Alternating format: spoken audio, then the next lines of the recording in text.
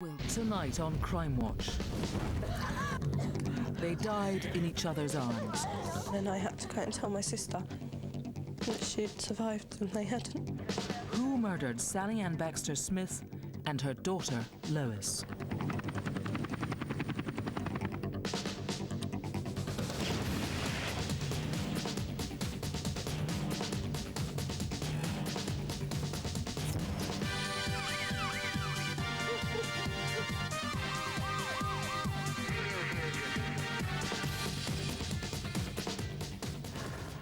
Hello and welcome to Crimewatch. We're live and with dozens of Britain's top detectives, hoping that your call will be the one that has them knocking down doors tonight. We had some great results last month, which we'll tell you about later, but tonight, will you be the person who solves that horrific arson which killed a mum and a daughter? And also on the programme, we desperately need your help on, I have to say, one of the most disturbing cases we've ever come across. The rape of a heavily pregnant woman by an armed robber in her own home. What do you want? What do you want?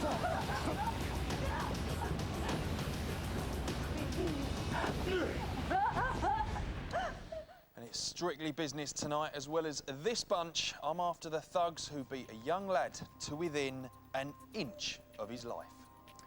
Plus, how undercover agents cracked a multi-million-pound heroin smuggling ring after a wily customs officer sniffed out drugs woven into rugs.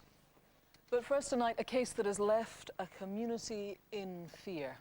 This is 9-year-old Louis Enkel with his only son, Clive. They'd lived together in the small Essex village of Abridge all their lives. Clive was naturally protective of his elderly dad. And so when con men ripped Louis off, Clive reported the incident to the police. What happened next? Beyond comprehension. But it meant that Louis had to watch his son die.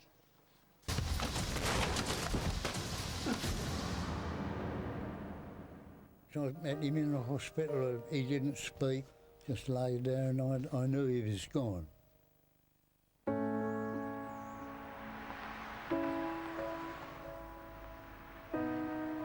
Uncle Lou and Clive were very, very close. They were like two peas in a pod. They lived in Abridge for 50 years in that house with Auntie Vera, and then she died, and then it just left Clive and Uncle Lou. Clive was a lovely chap. We were very compatible. He's a lovely son, and he looked after me, you see. He used to cook me food, help me to bath, and everything.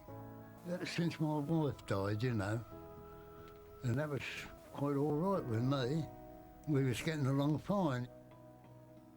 In spring 2007, he was touting for gardening work.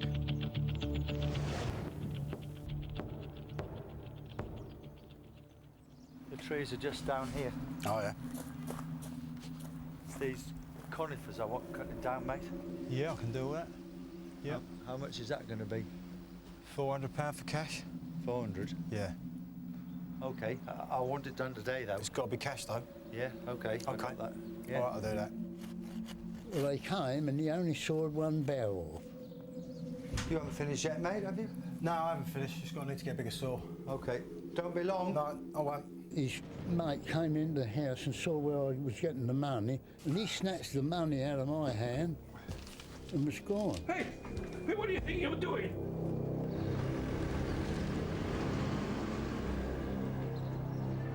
I did feel we'd been ripped off. Really, I did. And that's what upset my son, you see.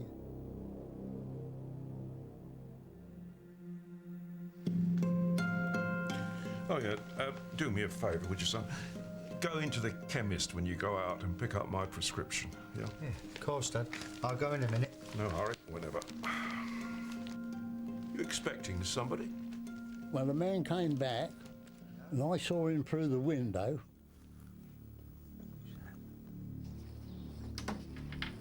Hello, mate. Do your trees cut down? No, you came last time and never done the job properly. Well, I'll do it properly this time. No, we give you £400. We don't want anything else doing. No, go away. Go on, F off! He sauntered off. We watched him. And he stood and looked back, as much as say he was going to get even to something. And then he drove off. We don't know exactly what was said during the argument. But clearly the exchange was heated, and afterwards, word the bogus caller may return, Clive reported him to the police. It's control room, good morning, how may I help you? Hi, we've got a couple of con men working this area, I believe. Have you had anyone knock today? Yeah, we've had somebody wanting to do a tree. Okay. And this fella turned up, I don't know, a year or two back. I recognise we had him before. I think we've just been set up. Unbelievable. Yeah, well, it's my sister for you. Oh, it is a ridiculous idea. What's this then? EastEnders, Dad. I just want to see what happens. Right. Oh, God. Phone the police, Dad.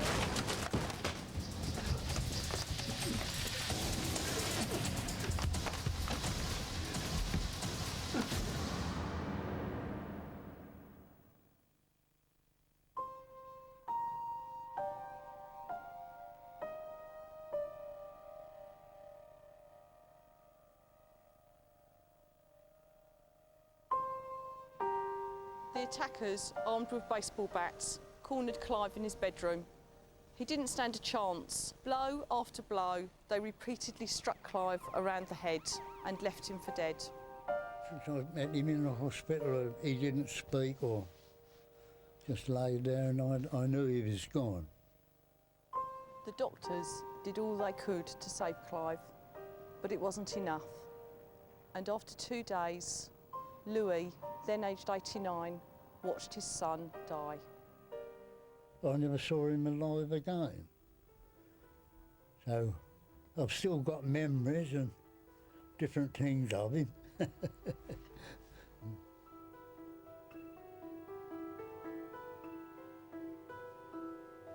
So what do we know about the gang that killed Clive?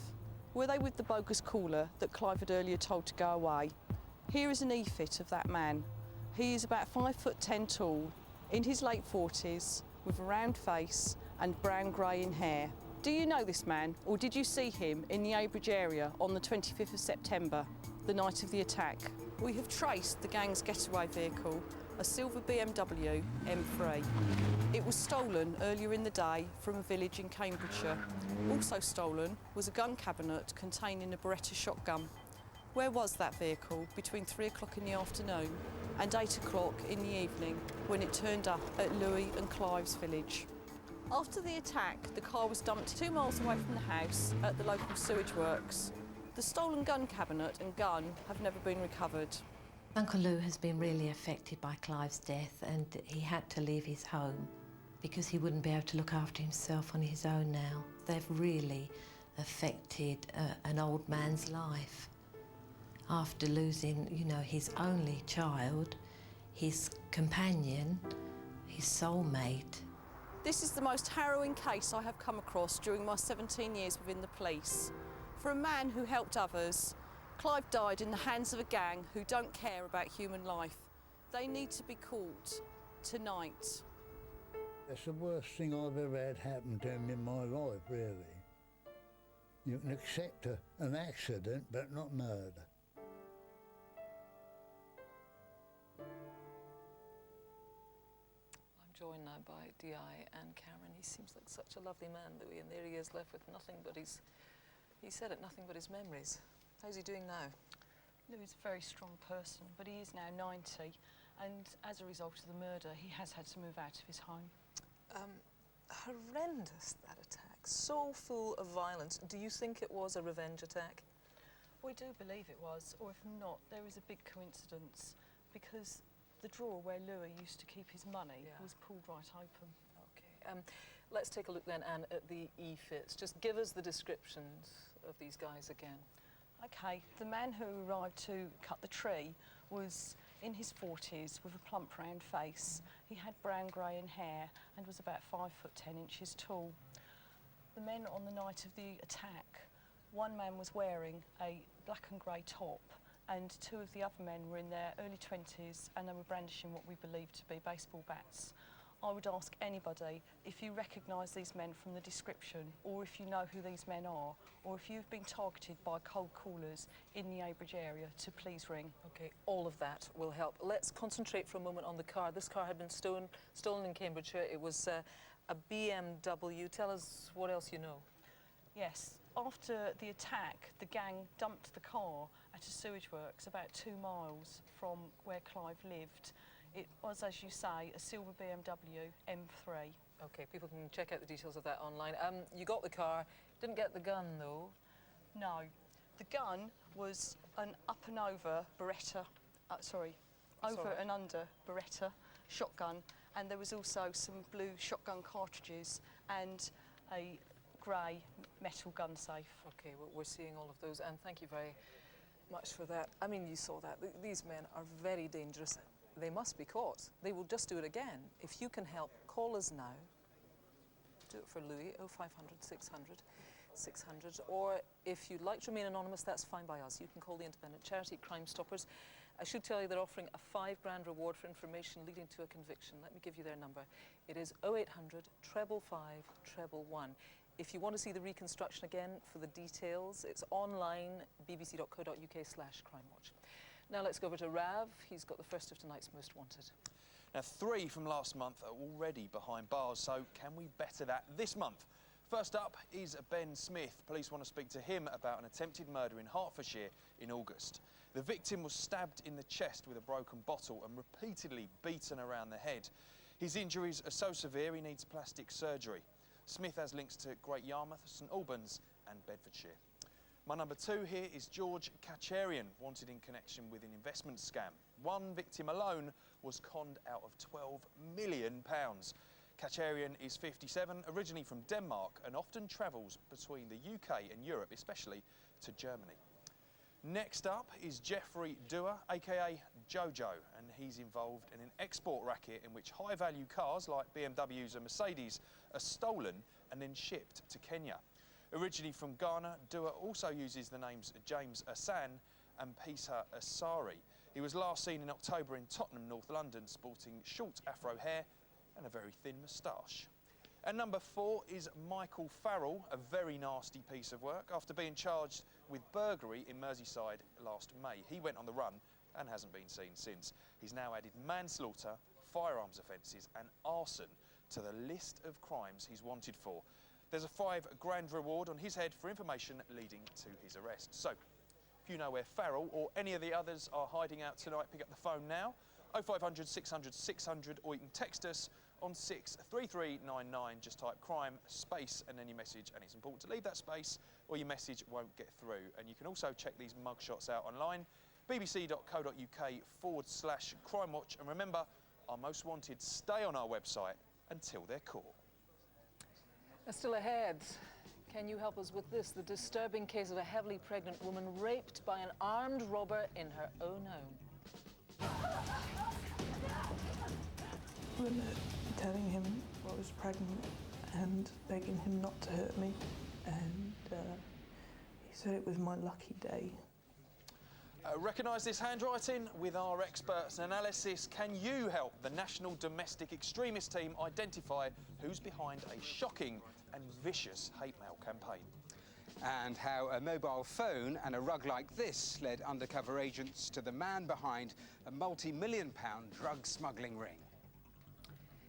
So all of that is still to come. Now this is Lois Baxter Smith. When she was just a little girl, she's with her pet dog, Hetty.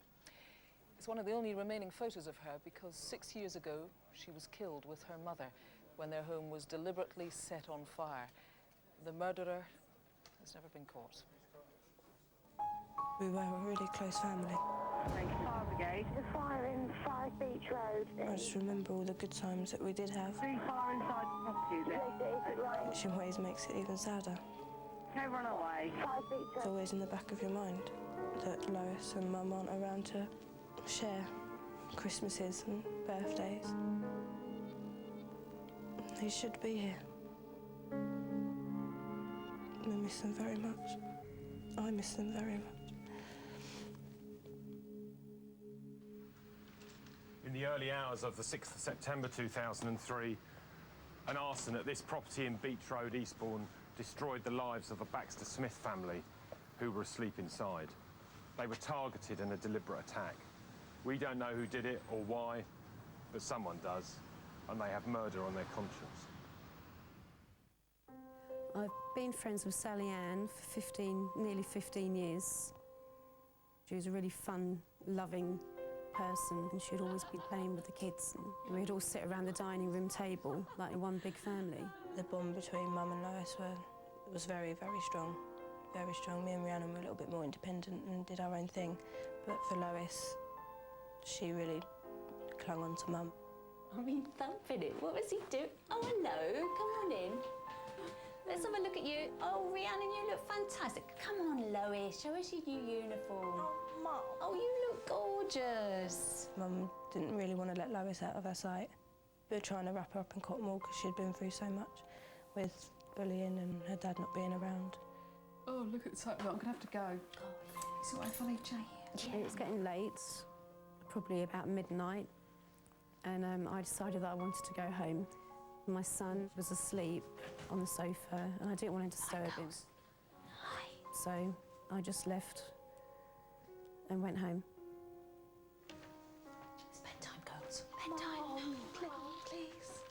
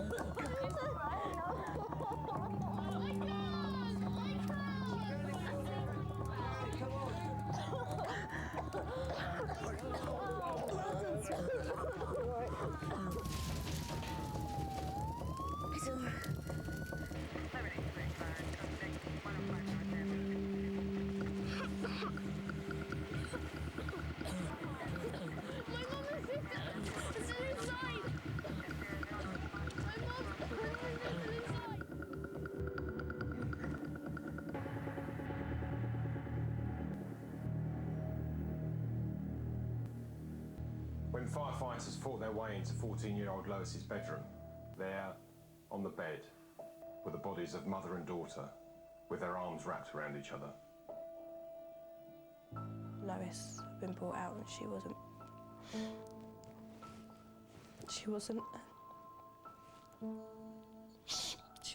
moving or breathing. So we got to the hospital.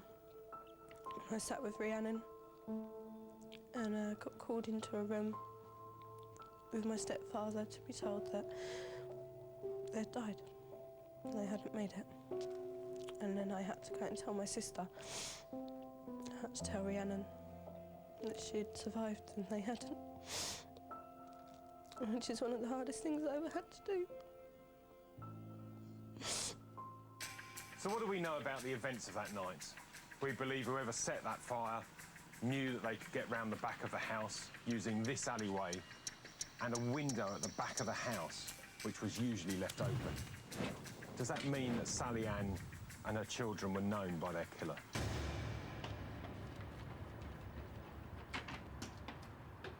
It's been 6 years since an innocent mother and child were murdered, and that's a long time to keep a secret. Someone knows who did this, and to them I'd say, please come forward, do the right thing, and bring the killer to justice for Sally Ann, Lois, and their family. Lois had asked to stay at mine that night, and I'd said no, because I was going away the next day. But if I'd have said yes, she'd still be here, and so would my mum, because my mum woke up and wouldn't leave the house without Lois. And that guilt eats away at me every day. Every single day. Well, DCI Trevor Bowles, who's heading up the investigation, we saw him there in the reconstruction, has joined us in the studio. Chelsea says she's feeling this guilt, but it's grief. It's the weight of the grief, and this family's been torn apart by what happened 6 years ago. Kirsty, this has had a devastating effect on the family and, of course, the other people who are in the property. And we're determined to catch the person who committed this wicked act. Let's see if we can help you. What do you know for certain about what happened on the night and into the early morning of when the fire took place? Well, the fire was set at about 5 a.m. We do know that about 1 o'clock that morning, Sally Ann's partner at the time was at the front of the property, creating a little bit of a commotion, trying to get into the house, and that was seen by some of the neighbours. He was spoken to in the initial inquiry into this dreadful act, and I can absolutely guarantee that he's not a suspect in this inquiry. OK, that's important, but it is then around about 5 a.m. that somebody else appears on the scene. Yes, indeed. The property is accessed by an alleyway, which we've just seen at the back of the house, and that accesses a window, which was regularly left open, and that was where the fire was started. Now, as you said in the film there, Trevor, you know, 6 years is a long time to keep a secret. Do you think somebody in the community holds the key? I'm absolutely certain that somebody out there knows who did this and why. It's a long time, 6 years, to hold a secret. OK, you should do the right thing if you know anything about the events of that night. If you want to get it off your conscience, you should. Call us now, 0500 600 600. Now here's Rav with some criminals caught on camera. Comedy crooks, thieves and thugs are all in this month's CCTV.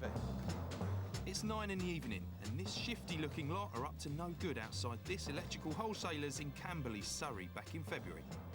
Using a large wrench, they smash in the door and crawl through. That's better. We can see you now. They quickly get to work robbing the place, but they're more Chuckle Brothers than criminal masterminds. To me, to you. Hands full. Oh, what's the plug? Wait a minute, vacuum cleaner? Anyway, they nick thousands of pounds of electrical equipment and hundreds in cash, then make a getaway in this stolen Mercedes Sprinter van. And it's not the first time they've struck. Here's them in action again at a wholesaler's near Heathrow. Twice in one weekend, they've got some nerve. But here's something to make them sweat. As well as being caught on camera during the burglary, they were also filmed on their recce. Bet they wish they'd spotted that camera. Names, please. Check out this bloke at Benfleet train station in Essex in May. He looks innocent enough, but don't be fooled. He's wanted for robbing a 65-year-old man in his own home. The victim was hit around the face, tied up, and then locked in a cupboard under the stairs before being robbed of cash and valuable jewellery like this porcelain watch. Recognise the face? Call time on him tonight. Two shops at opposite ends of the country, both done over by this couple who've nicked thousands of pounds worth of stuff. If that's their idea of fun, they need more than retail therapy. Here they are helping themselves at a gift shop near Hull in June 2007. And at it again at a jeweller's in Exeter, Devon, in May last year. Each time they pose as customers, waiting until the shop assistant is distracted before pocketing valuable items and making a sharp exit. This devious duo is operating up and down the country. Who are they? The number 25 bus in East London this July. It's early in the morning and things are about to kick off. One guy has come to give a group of lads a piece of his mind after they insulted his girlfriend. It's a big mistake. They all pile off, and with one punch he's sent flying, almost falling under the moving bus. And they don't stop there. Whilst he lies helplessly on the pavement, two of them take turns to punch, kick and bottle him. This is a horrific attack. The victim was lucky to have survived. Take a good look at them. If you know them, make the streets safer and name them tonight. Recognise anyone? Then you know what to do. 0500 600 600, or you can text us on 63399. Just type crime space and then your message, and it's important to leave that space or your message won't get through. And if you need a second look at tonight's CCTV, it's also online, bbc.co.uk/Crimewatch. Now, imagine receiving this through your letterbox. Scrounging Asian and black scum minorities breeding like lice into our country. Like you, 85% living completely off English tax, bleeding us dry. You've destroyed England. Your time is up with us. Nice. It's just one example taken from scores of letters sent to doctors, head teachers and even pensioners who've been the target of a hate mail campaign. So serious are detectives taking the threats that the National Domestic Extremist Team has been called in to investigate. Well, tonight we are joined by DI Donna Goff of Hampshire Police, who are leading up that investigation, and linguistics expert Dr. Tim Grant, who's going to give us an insight into the writer in the hope that you might be able to identify them tonight. Donna, first of all to you, what's the scale of the letter writing and who's the hate aimed at? So far we've identified 57 letters in the series over a span of 2 years. All of the letters have very much a pro-English, anti-Scottish Parliament and anti-ethnic minorities, mentions immigrants, asylum seekers and the like. Of course, 57 may be the tip of the iceberg. We are aware that some people don't report this type of crime. Yes, a lot of people just throw it in the bin and think, what a load of nonsense. Now, it's individuals, as you've said, also organisations that are targeted. Yes, we've had letters sent to a primary school that taught ethnic minority children. We've had one sent to an individual widow who had lost her husband. It was actually sent to her husband, which was very distressing. Indeed. We've had them sent to the NHS, doctors, dentists, mosques, many places. Now, of course, you've been doing, forensically examining them. We'll talk to Tim about that in a second, but actually literally forensically examining them. Yes. You've got DNA. Yes, we believe a female is involved in this, and it may not be a woman necessarily writing the letters. We need to keep an open mind. However, we do believe a woman is involved in some way, maybe sending or helping to post, and it may of course be that someone in a post office recognises the handwriting or the individual from their views, and may be able to help us. Okay, and you say posting from, it's Portsmouth, is it? Yes, most of the postmarks have been Portsmouth and the Isle of Wight, some from Southampton, so we think it's likely to be a resident of Hampshire. Tim, you've looked at these letters in detail. What do you think about the female angle on this? Okay. That strikes me as unusual. Yes, the assumption can be that these sort of letters are written by a man rather than a woman, but we have run some analysis which would support the idea that it might be a female. That's to do with language, is it? Yes, to do with the language they use, so a heavier adjective use, and in particular adjectives like smelly and filthy and squalor. Are you able to, I don't know if you are, sort of narrow it down to age groups? Can you tell from the sort of language that's used? They appear to be claiming to be older. In their letters they're writing about pensions, they're writing that people who have worked for 50 years or more of their lives. But there's also some language evidence which might support that. They're using older terms of abuse. They're using wogs and half-castes and Negroes as terms of abuse. And what about the language as well? There are some pretty, not really florid phrases, but just unusual phrases. No, that's right. In terms of age, they refer to the elderly English, but also more unusual phrases like English ancestral beds and English ancestral hospitals. Donna, tell me a little bit about, we've got some pictures here as well. What do you make of those? They're quite well drawn, as it happens. They are. They're very stylised, the pictures, and as you can see, we have some that are quite similar, that are repeated. Most of the letters have an English flag on them, which is quite distinctive as well. And what about when they were sent? I mean, has there been any apparent trigger for the person firing off these letters? Well, many have been sent to the NHS, and the type of language that's been used indicates there may well have been an incident involving the NHS which may have sparked some of the letters. Also, some of them appear to have been response to media, and certainly we've had clippings from the Daily Mail that have been sent with some letters. Thanks, Donna. Thanks to you, Tim, as well. If you think you recognise that handwriting, indeed, if you want to take a closer look at it, we've got plenty samples on the website, so do click onto our web link and have a look. And then you can pick up the phone. 0500 600 600 is the number to dial. Now, here's Rav with some more faces in the frame. And for a change, they're not all men. My number 5 is Lee Wolonsky, wanted for the serious assault and abduction of a woman in Edinburgh 2 years ago. Now, he was charged, but skipped bail and has been on the run since. He's Polish, has links to the West Midlands as well as Scotland, and you might well see him down the gym because he likes working out. Number 6, here she is, uses a number of aliases, including Joanne Peer and Zoe Fletcher. She's wanted for mortgage fraud to the tune of 10 million quid. She's got links to London and Scotland and may speak with a South African accent. Next is sex offender Tony Carr. He's wanted for breaching the conditions of his release and needs finding fast. He has links to the Medway area of Kent and could be looking for work in the Czech and Slovak communities, possibly as a cleaner.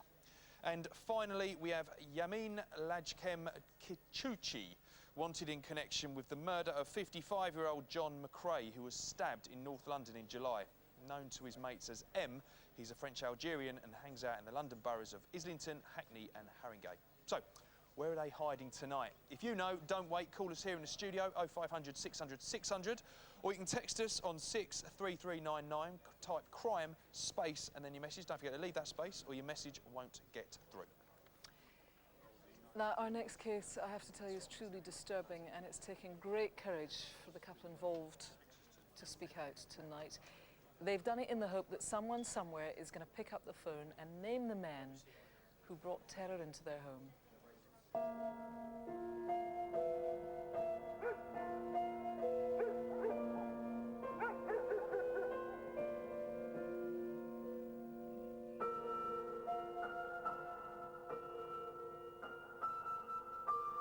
Everything that you believe to be safe is no longer safe. You can't walk into the bedroom and feel relaxed because you remember that somebody was in there who wasn't supposed to be in there. You see shadows and you hear noises and nothing's as safe as it was.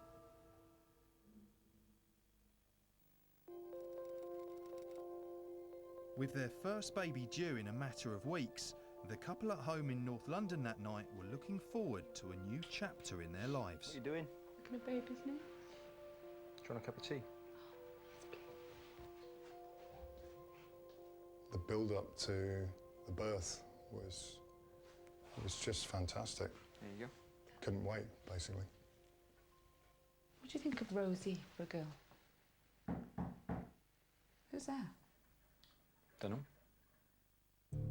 We were a bit on edge because the week before similar things had happened. Somebody knocking on the door and asking for John or for Mary and saying sorry they got the wrong address.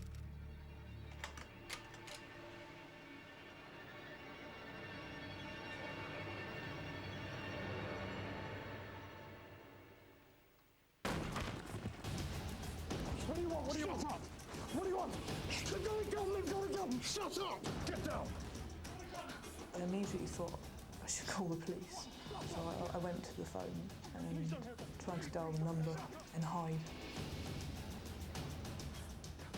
I just pleaded. I was shouting, she's pregnant, leave off her. Tell me what you want. Where are the car keys? Pregnant, please. Where are the car keys? What car keys? That's the car outside. Where are the car keys? On the kitchen table, please. Please don't hurt her. She's pregnant. Stay there.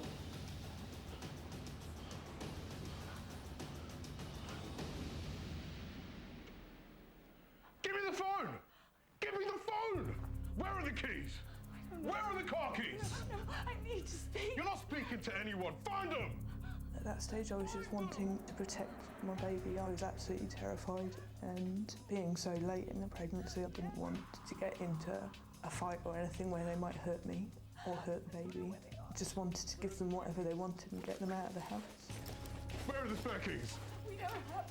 You're lying to me! Wait a minute!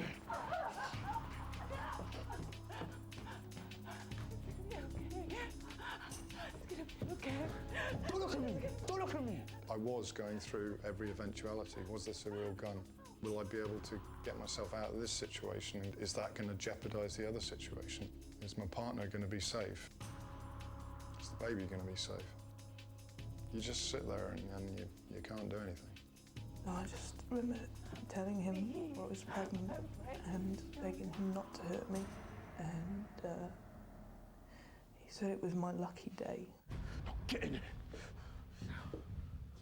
I will shoot your man and you. Now get in there!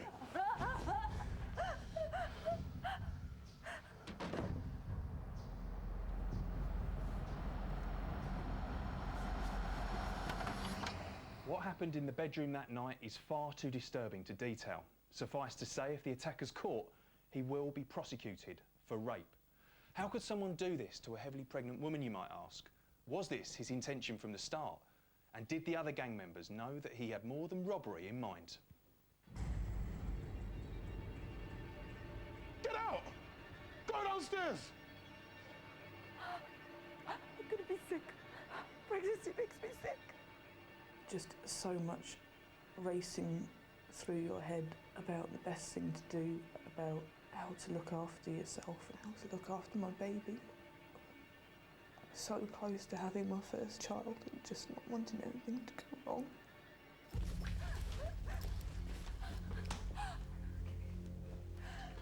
Disconnect the phone! Come on, Kyle!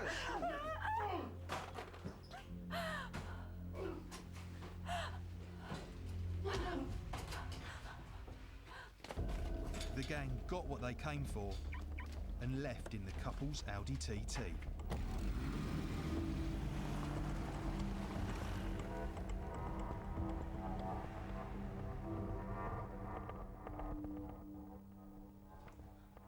Didn't want my partner to know what had happened upstairs at all. I just remember him coming to hug me and give me a kiss, and I wouldn't let him anywhere near me because I had to tell him then because I didn't want him anywhere near me.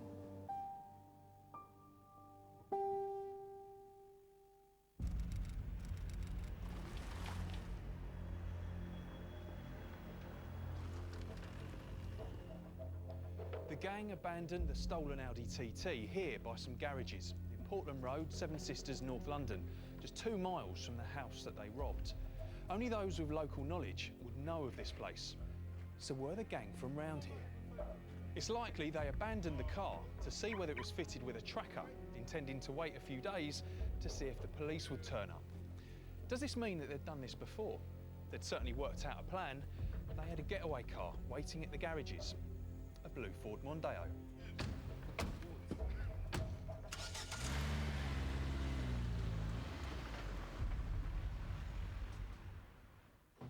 The gang, armed and ready to use violence, forced their way into the couple's home late at night to steal. But that wasn't enough for one of them. He subjected a heavily pregnant woman to a sickening ordeal. What sort of man would do this? How the hell do you plan that in your mind? How the hell do you then live with yourself afterwards? And you're sitting there afterwards chatting with your mates and going, that went really well.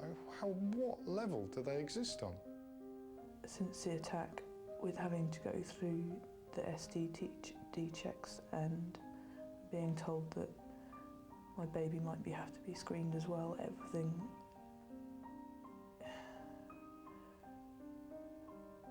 You're worried about the health of the baby before they're even born, and it's just really unfair to think of a new baby having to go through those things. Well, I'm joined by DI Rob Peck, who's heading up the investigation. A truly shocking crime. It is appalling to think what that woman went through in her own home. I mean, that somehow makes it so much worse that it happened in a place that she should feel safe in. As you say, truly horrific, as all rapes are, but what makes this even more shocking is the fact that she was so clearly and so heavily pregnant. Yeah. Do you think they were targeted for the car then? Was that the beginning of the reason? As soon as the suspects came through the door, they were demanding the keys and spare keys for the Audi, so clearly this was a motivating factor, we think. In the film, we talked about local knowledge that these guys seem to have. Is it your belief that they live and operate locally? I think they'll have a clear connection to the area based on the fact of where the vehicle was dumped and the local accents that they have. Sorry, let's take a look at this very important CCTV. You want to trace these men. Tell us about it. Absolutely right. These CCTV images were taken on Seven Sisters Road. We're very keen to trace the individuals involved there. If they recognise themselves, they can come forward and contact us, or if anyone else out there knows who they are, please get in touch. Yeah, I mean, somebody must know who did this. People can take a closer look at that CCTV, by the way, on our website. Do you think they're going to have blabbed? Yeah, I think so. I think the fact that there are 3 suspects involved in this offence, and with the passage of time, I think it would be very difficult to keep a lid on this. They would have talked either to other criminal associates, friends, loved ones, members of their family, and it's those sort of people who are really keen to come forward, do the right thing, and tell us who did this. The worst sort of individuals, an absolutely revolting crime. Let me tell you that there is a £20,000 reward for information leading to an arrest. So please, if you've got the slightest suspicion about who might have done this appalling thing, it is worth calling. These men have to be caught. Our number is 0500 600 600. For help and support, if you've been a victim of crime, then there is the victim support line. Let me give you that number. It's 0845 30 30 900. Now here are Matthew and Rav with an update on last month's cases. Well, first, news on the murder of 17-year-old Melanie Rode, who was sexually assaulted and stabbed to death in Bath 25 years ago. See you later. Are you sure you don't want me to get you a taxi? Oh no, honestly, I'll be fine. You sure? Yeah, promise. All right. See you later.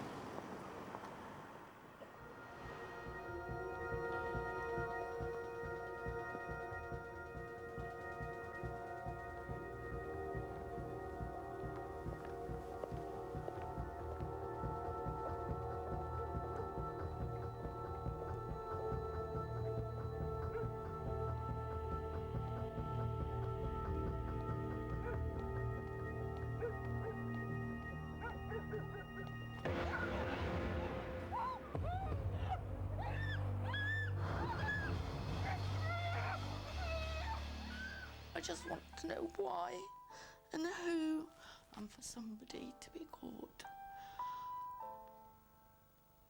Melanie's at rest, but they could do it again. And I don't want anybody else to go through this. Well, despite the case dating back a quarter of a century, we had an absolutely fantastic response. Dozens of people phoned in, and one caller in particular provided detectives with crucial information. Now, it took a lot of courage to make that call, which we answered here in the studio around 11 o'clock. If you're that woman, you're not in any sort of trouble, but detectives are desperate to speak to you again. Please call back. Do it for Melanie's family. You can speak to that investigating team directly on 01275 814 630. Next, the horrific murder of Birmingham taxi driver Mohammed Arshad, or just Arshad as he was known to his family and friends. 10 weeks ago, the father of 3 was stabbed in the head 6 times. Arshad was a family man. His motto was just work hard and do as much good as you can.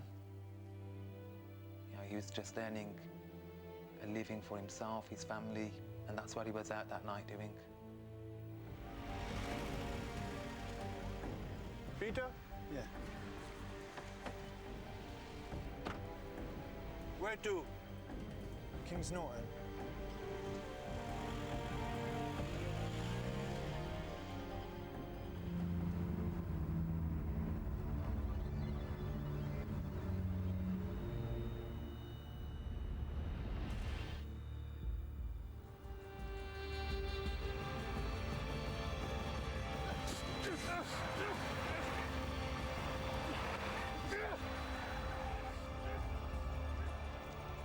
Last month, we played you a 999 call of a man claiming to be Arshad's killer. Well, following that appeal, police believe they've identified the caller and have charged a 51-year-old man with perverting the course of justice. He'll be in court later this year. Arshad's murderer is still out there. We've had some great calls on the night, and using new information, detectives have now put together this e-fit of the man they believe is the killer. If you think you know him, please call us now. The number's there on your screen. It will also be on our website together with our reconstruction of Arshad's murder. If you need another look, it's bbc.co.uk/Crimewatch. Now, 3 months ago, this gang from Birmingham were jailed for a total of 47 years for one of the biggest ever conspiracies to smuggle heroin into the UK. The haul was worth a fortune and was a result of months of painstaking undercover work. The plotters' plan was audacious and, they thought, ingenious: to smuggle drugs into Britain in rugs. Don't want any hold-ups. We've been planning this for months.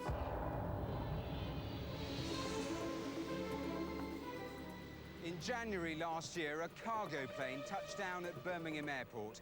In its hold, amongst the parcels and packages from all over the world, were 3 bales of hand-woven rugs. Bound for a depot in Leicester, they looked unremarkable, only they were anything but. The rugs arriving that day were the centrepiece of an international drug smuggling ring worth millions of pounds. The parcels hardly gave anything away, but the documentation caught customs' attention. 25 rugs from Afghanistan, their destination address in the Midlands, and a single contact number, a UK mobile phone. Where has the consignment come in from? If it's a drug source country, and in this case Afghanistan, that would ring the first alarm bell. We examined the paperwork, looking for any anomalies. There was a suspicion there. If something isn't right, it isn't right. And it wasn't. After rolling out the rugs and finding nothing, customs decided to go for broke and started cutting into the rugs. Suddenly, powder was everywhere. The powder that exploded from the rugs was pure heroin. It had been concealed in tiny plastic straws, intricately woven into it. It was clear customs had stumbled upon a huge and sophisticated operation involving months of planning, organisation and help from the drug lords of Afghanistan. Whoever was behind this would not be easy to catch. Within minutes, Soccer, the serious organised crime agency, had been alerted and a specialist team was on their way to Birmingham Airport. Their best chance of catching the gang was to follow the rugs to their delivery point. But the rugs were in tatters and the clock was ticking. Why the hell is it taking so long?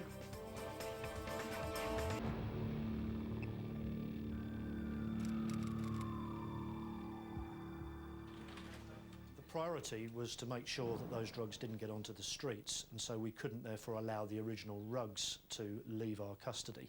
So we had to immediately find some substitute rugs which would pass for the originals. Hastily, 25 fake rugs were made ready for delivery. Wrapped in the original packaging, Soccer hoped they would stay undiscovered long enough to get a lead to the men behind the plot. Cameras set up. I'm going to run this from the command vehicle. I want real-time updates from surveillance. Looks like some kind of distribution warehouse. Find out if it's got any history. Drug links. Let's go! Within hours, the surveillance team arrived in Leicester. They watched as an undercover officer handed over the dummy rugs. Everything seemed to be going to plan. Cullen. Signature note.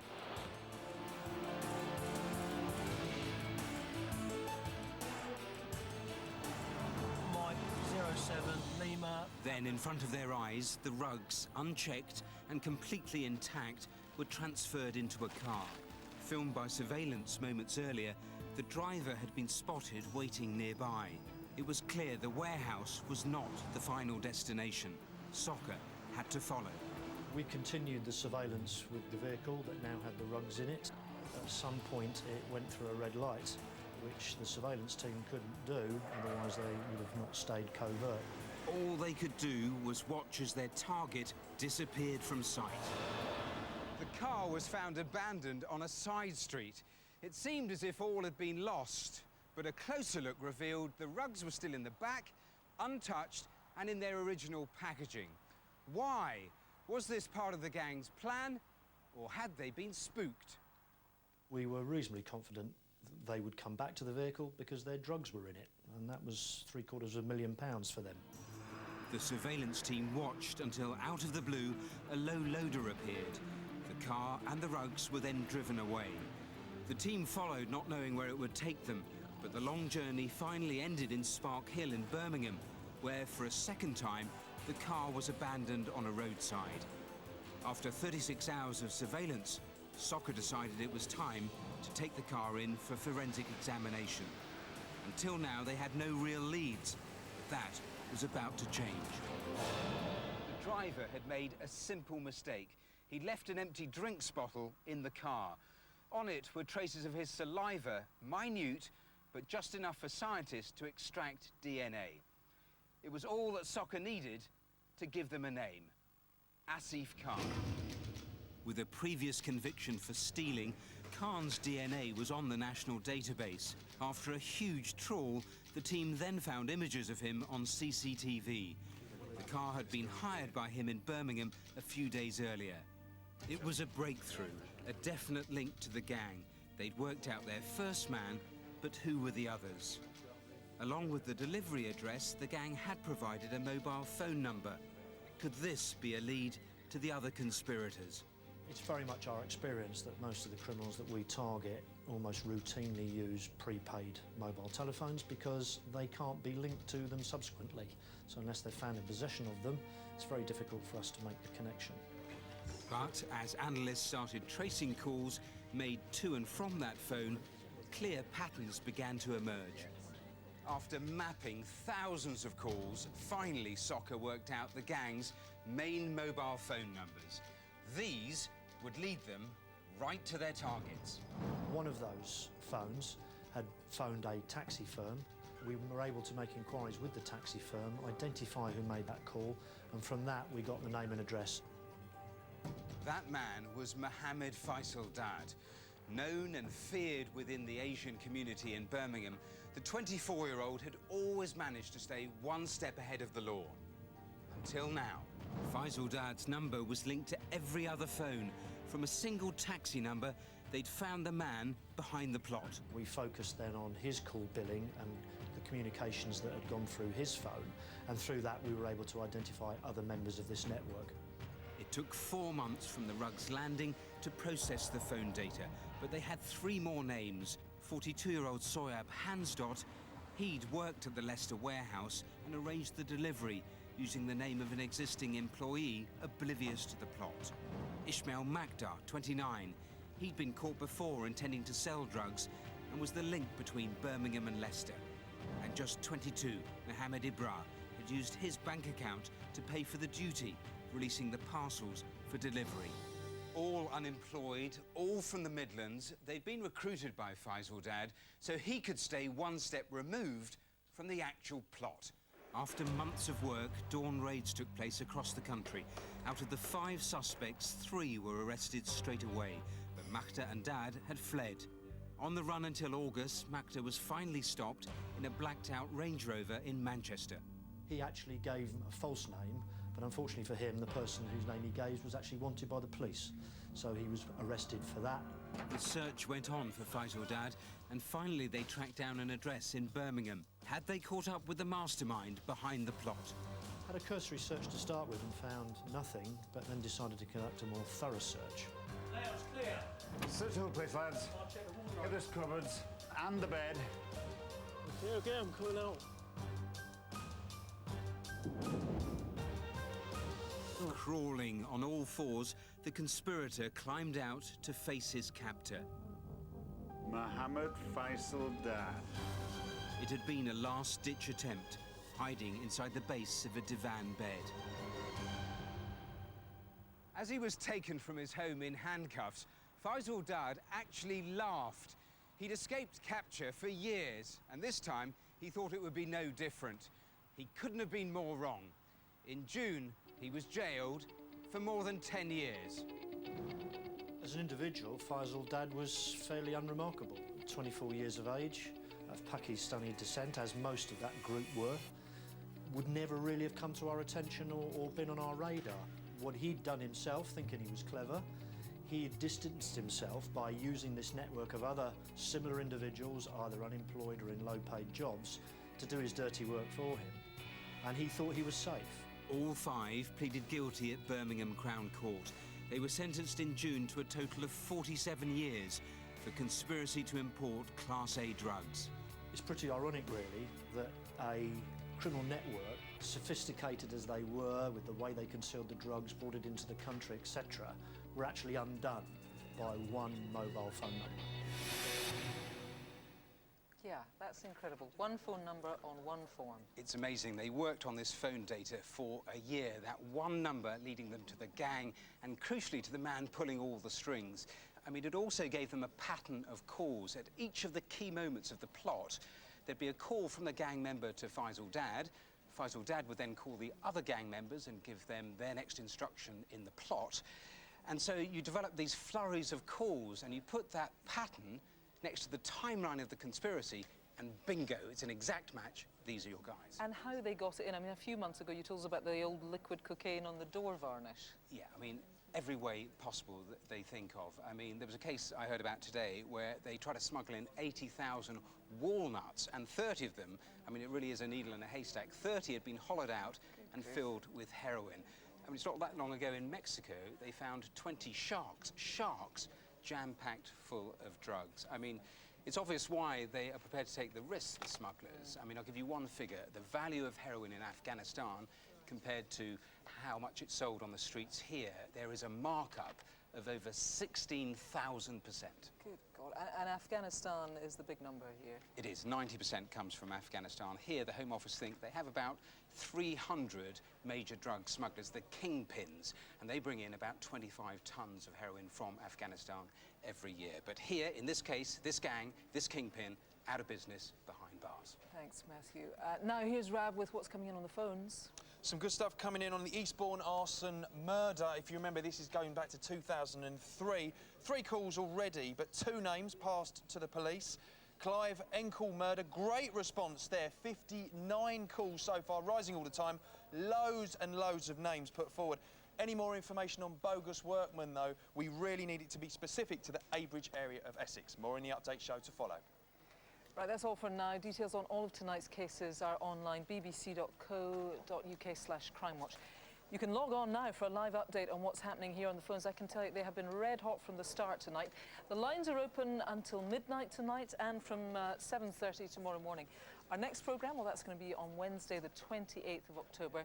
Don't go away, though, because we're all going to be back after the news with a full update on all of tonight's cases. If you can help, but you haven't made that call yet, please do it now. It could all be down to you. I'll see you at 10:35. Bye-bye for now.